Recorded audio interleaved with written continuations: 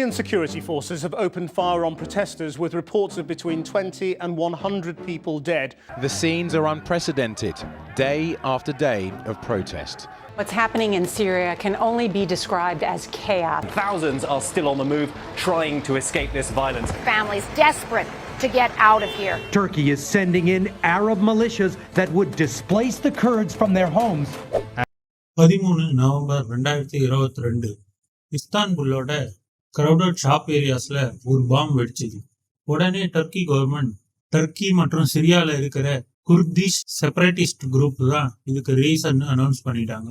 இது அவங்க பண்ணலன்னு சொன்ன பிறகுமே ஒரு வாரத்துல டர்க்கிஷ் ஜெட்ஸ் சிரியா அப்புறம் ஈராக்ல இருக்க குர்திஷ் கேம்ப்ஸ பாம்பு பண்றாங்க. அது மட்டும் இல்லாம துர்கிஷ் பிரசிடென்ட் எர்டகன் இது வெறும் ஸ்டார்டிங் தான் குர்திஷ் செப்பரேட்ஸ கண்ட்ரோல் பண்றதுக்கு. இதே மாதிரி 21 October 2019 US president Donald Trump அவங்களோட சோல்ஜர்ஸ் எல்லாரையும் கண்ட்ரிக்கு ரிட்டர்ன் கூட்டுக்கிறாரு.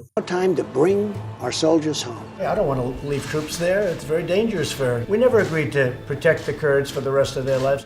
அப்பவும் எஸ்டிஎஃப் கண்ட்ரோல்ல இருக்க சிரியா பார்ட்ல அவங்க அட்டாக் பண்றாங்க. 21 அக்டோபர் 2022 எர்டகான் என்ன சொல்றாருன்னா, இப்ப நாங்க ஃபுல் ஸ்கேலா ஃபைட் பண்ணி எங்க கண்ட்ரில ரொம்ப நாளா ப்ரொபோசல்ல இருக்க இந்த 30 கிலோமீட்டர் சேஃப் ஜோனை டர்க்கிஷ் போலீஸ் அண்ட் மிலிட்டரி வச்சு கண்ட்ரோல் பண்ண போறோம்னு சொல்றாரு. இத புரிஞ்சுக்கிறதுக்கு ஃபர்ஸ்ட் நம்ம சில விஷயங்களை தெரிஞ்சுக்குவோம். இப்ப டர்க்கி பாத்தீங்கன்னா பிரான்ஸ், ஜப்பான், ஜெர்மனி மாதிரி ஒரே எத்னிக் குரூப், ஒரே கல்ச்சரை சேர்ந்த மக்கள் இருக்கிறவங்க இல்ல. இந்தியா மாதிரி நிறைய எத்னிக் குரூப் இருக்க ஒரு கண்ட்ரி. மேஜரா இருக்கிறது பாத்தீங்கன்னா டர்க்கிஷ் அண்ட் குர்திஷ் பீப்புள் தான். அதுலயும் Kurdish people southern east part of கண்ட்ரில கிட்டத்தட்ட ஒரு 1.5 கோடி பேர் ஒரே சைட்ல தான் இருக்காங்க. குர்திஷ் பீப்புள் பாத்தீங்கன்னா அவங்க 5 கோடிக்கும் அதிகமான பீப்புள் இருக்காங்க. அவங்க டர்க்கியா பார்டரா கொண்ட சிரியா, ஈராக், ஈரான் கண்ட்ரீஸ்ல செப்பரேட் ஆகி இருக்காங்க. இது மூலியமா உலகத்திலே பல நாடுகள்ல இருந்து தனக்குன்னு தனி நாடு வச்சில்லாத பிக்கெஸ்ட் எத்னிக் குரூப்னு பாத்தீங்கன்னா குர்திஸ்தான். சோ அப்ப அவங்க இண்டிபெண்டன்ட் ஸ்டேட்டாக வார் நடத்திக்கிட்டே தான் இருப்பாங்க. அவங்க சப்போஸ் அப்படி ஃபார்ம் பண்ணா அந்த ஸ்டேட்டுக்கு வைக்கக்கூடிய நேம் என்னன்னு பாத்தீங்கன்னா ஸ்டேட்ஸ் ஆஃப் குர்திஸ்தான். கடந்த 100 வருஷமா சிரியா, ஈரான், ஈராக், டர்க்கி இவங்க எல்லாருமே இந்த குர்திஷ் பீப்புளை அப்ரஸ் பண்ணிக்கிட்டே தான் இருக்காங்க. எல்லாருக்கும் ஒரே ரீசன் தான். இதுல ஒரு கண்ட்ரி அட்டானமியா ஒரு இண்டிபெண்டன்ஸ் கிடைச்சிருச்சுன்னா அதே டாமினோ எஃபெக்ட்ல மாறி மாறி மத்த எல்லா கண்ட்ரீஸ்க்கும் பரவிடும். அவங்க எல்லாரும் குர்திஸ்தான் ஃபார்ம் பண்ண பிரச்சனை பண்ணுவாங்கன்றது ஒரே ரீசன் தான். ஃபார் எக்ஸாம்பிள், இப்ப சிரியா இண்டிபெண்டன்ஸ் கொடுத்தா அது குர்திஸ்தானுக்கு பேஸ் ஆகிடும். டர்க்கில பாத்தீங்கன்னா இதனால அங்க சவுத் வெஸ்ட் ரீஜன் ஃபுல்லா போயிடும். அது மட்டும் இல்லாம இங்க இருந்து வர டாக்ஸ் ரெவன்யூஸ் எல்லாமே போயிடும். சோ இதனால டர்க்ஸ் பாத்தீங்கன்னா 100 வருஷத்துக்கு மேல அவங்கள கண்ட்ரிலே அப்ரஸ் பண்ணி வச்சிருக்காங்க. 1991 வரை குர்திஸ் ஒரு எத்தனிக் குரூப் இருக்கிறத கூட அவங்க ஐடென்டிஃபை பண்ணல. அவங்களையும் டர்க்ஸ்னே தான் வச்சிருக்காங்க. இன்னுமே ஸ்கூல்ல பாத்தீங்கன்னா லாங்குவேஜ் கிளாஸ் தவிர மற்ற டைம்ல குர்திஷ் லாங்குவேஜ் பேசுறது இல்லீகல். இந்த ஆபரேஷனால நிறைய பாதிக்கப்பட்ட குர்திஷ் மக்கள் போராட்டங்களை ஸ்டார்ட் பண்ணிட்டாங்க. அதுல சிலர் அமைதியான வழியில போராட்டங்களையும் சிலர் வன்முறைகளையும் கையில் எடுத்துட்டாங்க. இதுக்காக டர்க்கில ஸ்டார்ட் பண்ண பார்ட்டி தான் குர்திஸ்தான் ஒர்க் பார்ட்டி, இல்லைன்னா பிகேகே அப்படின்னு சொல்லப்படுற பார்ட்டி. 1984 அப்புறம் இந்த பிகேகே குரூப் டைரக்டா டர்க்கிஷ் கவர்மெண்ட் அப்போஸ் பண்ண ஆரம்பிச்சிட்டாங்க. அது மட்டும் இல்லாத மத்த கண்ட்ரியில இருக்க குர்திஸ் ஹெல்ப் பண்ண வந்துட்டாங்க. இதுல கிட்டத்தட்ட 40,000க்கு மேல குர்திஷ் இன்னசென்ட் பீப்புள்ஸ் டெரரிஸ்ட்னு முத்திர குட்டப்பட்டு கொல்லப்பட்டாங்க. இப்படி இந்த குர்திஷ் பீப்புள் கூட பல வருஷமா சண்டை போட்டதுனால டர்க்கிக்கு கிட்டத்தட்ட $450 பில்லியன் மேல நஷ்டம் அடைஞ்சிருக்குன்னு சொல்றாங்க. ஆனா இன்னுமே இந்த சண்டை போய்கிட்டே தான் இருக்கு. இந்த சிரியா, ஈரான், ஈராக் இந்த மத்த எல்லா கண்ட்ரிஸும் குர்திஷ்க்கு எதிரான ஆபரேஷன்ல காமனா இருந்ததால மத்த கண்ட்ரிஸ் அவங்க மேல வார் பண்றதா அவங்க பெருசா எடுத்துக்கல. இப்ப டர்க்கி இன்வைட் பண்ணி குர்திஷ் மேல பாம்பு போடுறாங்கன்னா அது சிரியாவோ, ஈரானோ, ஈராக்கோ யாருமே பெருசா எடுத்துக்கல. இப்படி இருந்த சிச்சுவேஷன் எல்லாமே 2010க்கு அப்புறம் மாறிடுச்சு. பிகாஸ் அதுக்கப்புறம் சிரியன் கவர்மெண்டால குர்திஷ் பீப்புளை கண்ட்ரோல் பண்ண முடியல. 2011 நடந்த வார் எண்டுல ரொம்ப வருஷமா நடந்த ஃபைட்டுக்கு கிடைச்ச வெற்றியா ஃபர்ஸ்ட் டைமா குர்து பீப்புளுக்கு அவங்களுக்குன்னு ஒரு செப்பரேட் ஏரியா சிரியால கிடைச்சது. அதுக்கு அவங்க வச்சுக்கிட்ட பேரு தான் சிரியன் டெமோகிராபிக் ஃபோர்ஸ், SDF. இவங்களுக்கு பெரிய சப்போர்ட்டான யூஎஸ் சப்போர்ட் கிடைச்சதும் அவங்க அந்த இடத்துல பெரிய குர்திஷ் பவரா மாற ஆரம்பிச்சுட்டாங்க. இவங்களுக்கு ஏன் யூஎஸ் சப்போர்ட் கிடைச்சது அப்படின்றத நம்ம பின்னாடி பார்ப்போம். இப்படி யூஎஸ் சப்போர்ட் கிடைச்சி ஸ்ட்ராங்கான SDF பாத்தீங்கன்னா டர்க்கிக்கு பெரிய த்ரெட்டா அமைஞ்சிச்சு. பிகாஸ் அவங்களுக்கு இண்டிபெண்டன்ட் ஸ்டேட் கிடைச்சதுன்னா அது குர்திஸ்தான் ஃபார்ம் ஆக பேஸ் ஆகிடும். இந்த பிரச்சனையை தடுக்க ஏற்கனவே டர்க்கி நிறைய டைம் ஃபைட் பண்ணி கொஞ்சம் ஏரியாஸை சிரியால கண்ட்ரோல் பண்ணி வச்சிருக்காங்க. பட் இதை ஃபர்தரா தடுக்க அவங்க எடுத்த ஐடியா தான் safe zone. Ve orada bir güvenli bölge oluşturulması. Suriye'de bir güvenli bölge oluşturulması. Hedef burada bir terörden arındırılmış güvenli bölge. 30 kilometre expand ஆன இந்த ஏரியாஸ் அவங்களுக்கு ஒரு பஃபர் ஜோனா இருக்கும்னு நினைக்கிறாங்க. அது மட்டும் இல்லாம டர்க்கி இந்த பஃபர் ஜோன் பில்ட் பண்ண ரீசன் என்னன்னா 2011 சிரியால நடந்த சிவில் வார்ல இருந்து 36 லட்சம் மக்கள் டர்க்கிக்கு ரிஃப்யூஜியா போயிட்டாங்க. வாரப்போ அந்த எல்லாரையும் வெல்கம் பண்ணிச்சு டர்க்கி. பட் அவங்க எக்கனாமிக் ஹிட் ஆகி அவங்க இன்ஃபிளேஷன் 75% தொட்டதும் நிறைய பொலிட்டிக்கல் பார்ட்டிஸ் என்ன சொல்ல ஆரம்பிச்சுட்டாங்கன்னா இந்த எக்கனாமிக் ஹிட் அடைகிறதுக்கு முதல் காரணம் சிரியால இருந்து வந்த ரெஃப்யூஜிஸ் தான். ஸோ அதனால அவங்கள டிபோர்ட் பண்ணணும் அப்படின்னு சொல்ல ஆரம்பிச்சுட்டாங்க. அது மட்டும் இல்லாம 2023 ஜூன் மாசம் வர்ற எலெக்ஷன்ல எல்லா பொலிட்டிக்ஸும் எக்கனாமிக் கிரைசிஸ்க்கு ரெஃப்யூஜி காரணம்னு சொல்ல ஆரம்பிச்சுட்டாங்க. பிரசிடென்ட் எர்டகன் 1 கோடி சிரியன் ரெஃப்யூஜிஸை சிரியாவுக்கு ரீலோகேட் பண்ணலாம்னு இன்னொரு பொலிட்டிஷியன் போஸ்டிங்க்கு வந்த 2 வருஷத்துல 36 லட்சம் மக்களையுமே டிபோர்ட் பண்ணிடுவேன்னு சொல்லியிருக்காரு. இதுல என்ன ப்ராப்ளம்னா சேஃப் இல்லைன்னா அந்த கண்ட்ரியை விட்டு வந்த மக்கள் இப்படி மறுபடியும் அந்த கண்ட்ரிக்கு போவாங்க. ஸோ டர்க்கி என்ன ஃபீல் பண்றாங்கன்னா அந்த ரெஃப்யூஜிஸை அவங்க கண்ட்ரிக்கும் மாத்திடணும்.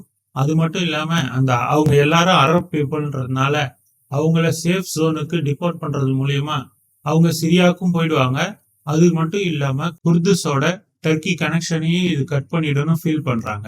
இந்த சார்ட்டை பாத்தீங்கன்னா இதுல எர்டகன் சிரியாவுக்கு வார் பண்ண எல்லா டைமும் அவருக்கு கண்ட்ரியில சப்போர்ட் அதிகமாகிட்டே இருக்கு. ஸோ எலெக்ஷனுக்கு முன்னாடி ஒரு மிலிட்ரி ஆப்ரேஷன் நடந்தா அவர் கண்டிப்பா அது வந்து எலெக்ஷன் சக்சஸுக்கு ஹெல்ப் பண்ணணும்னு அவர் நினைக்கிறாரு. பட் டர்க்கிக்கு இதுல என்ன ப்ராப்ளம்னா யூஎஸ் வந்து டர்க்கியோட ஒரு பெரிய ஆளு. சிரியன் வார்ல யூஎஸ்க்கு என்ன பார்ட்டுன்னு பாத்தீங்கன்னா ISIS வளர்றத தடுக்கிறது. ஸோ ஜூன் 2015 என்ன பண்றாங்கன்னா சிரியால இருக்க ISIS கேம்ப்ஸ்ல ஏர் ஸ்ட்ரைக் பண்றாங்க. அதே சமயத்துல யூஎஸ்ஆல சப்போர்ட் பண்ணப்பட்ட SDF குரூப்ஸ் ISIS கேம்ப்ஸை கிரவுண்ட்ல அட்டாக் பண்றாங்க. இதனால ISIS அவங்களோட கண்ட்ரோல்ஸை இழக்க ஆரம்பிச்சுட்டாங்க சிரியால. பட் இதால பாதிக்கப்பட போறது யாருன்னா டர்க்கி. பிகாஸ் அவங்கள பொறுத்தவரை PKK SDF ரெண்டுமே சேம் தான். பட் யூஎஸ்க்கு SDF அவங்க சப்போர்ட்ல ISIS எலிமினேட் பண்ணவும் அவங்க ரீஜியன் அவங்களுக்கு கிடைச்ச ஏரியாவை மெயின்டைன் பண்ற ஒரு ஆர்கனைசேஷன். டர்க்கிக்கு என்ன ப்ராப்ளம்னா யூஎஸ்ஆல ட்ரெயின் பண்ணப்படுற SDF சோல்ஜர்ஸ், யூஎஸோட கன்ஸ், இது எல்லாமே SDF மூலியமா PKK குரூப்புக்கும் கண்டிப்பா கிடைக்கும். ஸோ இது டர்க்கிக்கு அகைன்ஸ்டான வார்ல கண்டிப்பா குர்துஸ்க்கு யூஸ் ஆகுன்றது தான். ஸோ டர்க்கி என்ன பண்றாங்கன்னா SDF மேல அட்டாக் பண்ணலான்னு முடிவு பண்ணிட்டாங்க. பட் யூஎஸ் அவங்க சப்போர்ட் பண்ற ஒரு கண்ட்ரி மேல வேற யாராவது அட்டாக் பண்ணா கவுண்டர் பண்ணுவாங்கல்ல. பட் யூஎஸ் இதுக்கு எதுவுமே பண்ணல. பிகாஸ் இதுக்கு ரீசன் என்னன்னா டர்க்கியோட ஜியோ பொலிட்டிக்ஸ். அது மட்டும் இல்லாம அவங்க நேட்டோல 2 கண்ட்ரிஸை சைன் பண்ண விடாம ஹோல்டு பண்றது தான். ரஷ்யா யுக்ரைன் வாருக்கு அப்புறம் ஸ்வீடன் பின்லாந்து கடைசியா நேட்டோல ஜாயின் பண்ண விருப்பப்படுறாங்க. பட் நேட்டோல ஜாயின் பண்ணணும்னா எல்லா மெம்பர்ஸும் அதை அலோவ் பண்ணணும். பட் டர்க்கி என்ன சொல்றாங்கன்னா அவங்க கண்ட்ரியில சிவிலியன்ஸுக்கு அகைன்ஸ்டா கன் யூஸ் பண்ண PKK சோல்ஜர்ஸ் வந்து ஸ்வீடன் பின்லாந்துல ஒழிஞ்சிருக்காங்க. அவங்கள டர்க்கியில ட்ரையலுக்கு அனுப்பி வைக்கணும். அது மட்டும் இல்லாம SDF ரீஜனை இன்வைட் பண்ணுவோம்னு சொல்றாங்க. யூஎஸ் இதுக்கு எதுவும் ஒண்ணுமே பண்ண முடியாது. ஏன்னா இது ஸ்வீடன் பின்லாண்டோட நேட்டோல ஜாயின் பண்றதுக்கான டைமை இன்னும் டிலே தான் பண்ணும். சரி, யூஎஸ் ஏன் இவங்க டிலே ஆகிறத பாதிக்கப்படுது, அதுல என்ன ப்ராப்ளம், அவங்க ஏன் யோசிக்கிறாங்கன்னா இப்படி இவங்க பண்ற டிலே பாத்தீங்கன்னா ரஷ்யா வந்து நார்த்தன் யூரோப்ல ஸ்ட்ராங்கா இருக்க உதவி செய்யுது. ஏன்னா இதன் மூலயமா அவங்களுக்கு போர்ட் கண்ட்ரோல்ஸ் எல்லாமே கிடைக்கிறது தான் மெயின் ரீசன். சிரியா வார்ல ரஷ்யாவோட பங்கு என்னன்னு தெரிஞ்சுக்கலாமா? டர்க்கிக்கும் ரஷ்யாவுக்கும் என்ன கான்ஃபிளிக்ட்னா டர்க்கிக்கு 2011 அப்புறம் சிரியாவோட பிரசிடென்ட் போஸ்ட்ல இருக்க அசாத் வந்து அவங்க குர்துஸ்க்கு அந்த நிலத்தை கொடுத்ததுனால அவர் அந்த பதவியில இருந்து விலகணும். ஸோ குர்துஸை அப்போஸ் பண்ற மாதிரி லீடர் வருவாங்கன்னு நினைக்கிறாங்க. பட் ரஷ்யாவுக்கு இதுல என்ன ப்ராப்ளம்னா ரஷ்யாவுக்கு மெடிடேரியன் சீல இருக்க ஒரே போர்ட் இல்ல ஏர்பேஸ் பாத்தீங்கன்னா டர்க்கில தான் இருக்கு. ஸோ இப்போ சப்போஸ் அவங்க பிளாக் சி வழியா ரஷ்யா போகணும்னு இருக்க ஒரே ஸ்டாப் பாயிண்ட் எதுனா அது வந்து டர்க்கி தான். பிகாஸ் வார் டைம்ல ஏதோ ஒரு பிரச்சனை, ஏதோ ஒரு இதை சரி பண்ணணும்னா ரஷ்யன் போர்ட்டுக்கு போகணும்னா அதுக்கு ஒரே வழி இதுதான். ரஷ்யா அசாதுக்கு ஃபுல் சப்போர்ட் பண்றாங்க. பிகாஸ் வேற பார்ட்டி வந்தா அது ரஷ்யாவோட டீலை ரினியூ பண்ணணும். மேபி போர்ட்ஸ் கிடைக்காமலே கூட போகலாம். அதனால ரஷ்யா ஃபுல் சப்போர்ட் அசாதுக்கு பண்றாங்க. இப்படி ரஷ்யா சப்போர்ட் பண்றதுனால டர்க்கி என்ன முடிவு பண்றாங்கன்னா, அசாதை மாத்துறதுக்கு பதிலாக சிம்பிளா ஒரு சேஃப் ஜோன் கிரியேட் பண்ணலாம்னு முடிவு பண்ணிட்டாங்க. இதுக்கப்புறம் டர்க்ஸ், அசாத், ரஷ்யா எல்லாரும் ஒரு டீஎஸ்கலேஷன் அக்ரிமெண்ட்டை போட்டுக்கிறாங்க. இதுல என்னன்னா, நமக்குள்ள சண்டை போட்டுக்க வேணாம், நம்ம SDF மற்றும் ISIS குரூப்பை எப்படி கண்ட்ரோல் பண்றது நம்ம ரீஜன்ல அப்படின்னு நம்ம முயற்சியை போடுவோம்னு முடிவு பண்றாங்க.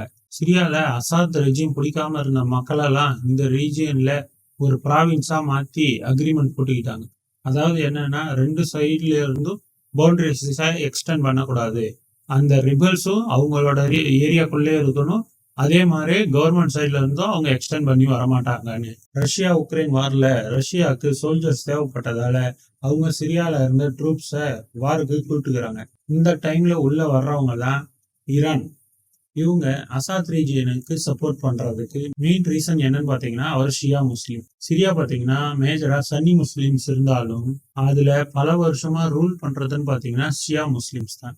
ஈரானுக்கு இதுல என்ன லாபம்னா, சிரியால கண்ட்ரோல் இருக்கிறது மூலியமா ஈராக், சிரியா வழியா லெபனானுக்கு கன் சப்ளை பண்ண முடியும். ஸோ இவங்களோட லாங் டைம் எனிமியான இஸ்ரேலை ஃபைட் பண்ண முடியும். அது மட்டும் இல்லாம US சாங்ஷனால இவங்க யூரோப் கண்ட்ரீஸ்க்கு பெட்ரோல், டீசல் செல் பண்றதுக்கும் இந்த ரூட் ஹெல்ப்ஃபுல்லா இருக்கும் ஈரான் நினைக்கிறாங்க. ஈரான் இந்த டீஎஸ்கலேஷன் அக்ரிமெண்ட்ல சைன் பண்ணாதனால ஸோ அவங்க அசாத் ரெஜிம் விட்ட எல்லா இடத்தையும் ரீகேப்சர் பண்ண ஆரம்பிச்சுட்டாங்க. இதனால இன்னும் நிறைய ரெஃப்யூஜிஸ் டர்க்கிக்கு போக ஸ்டார்ட் பண்ணிட்டாங்க. ஸோ டர்க்கிக்கு முன்ன விட இப்ப நிறைய ரீசன் கிடைச்சிருச்சு இந்த ரெஃப்யூஜி அரப்ஸை வச்சு ஒரு சேஃப் ஜோன் கிரியேட் பண்ணிக்கிறதுக்கு. இதுதான் சிரியால கண்டினியூஸா வார் போய்கிட்டே இருக்கிறதுக்கான பல ரீசன்.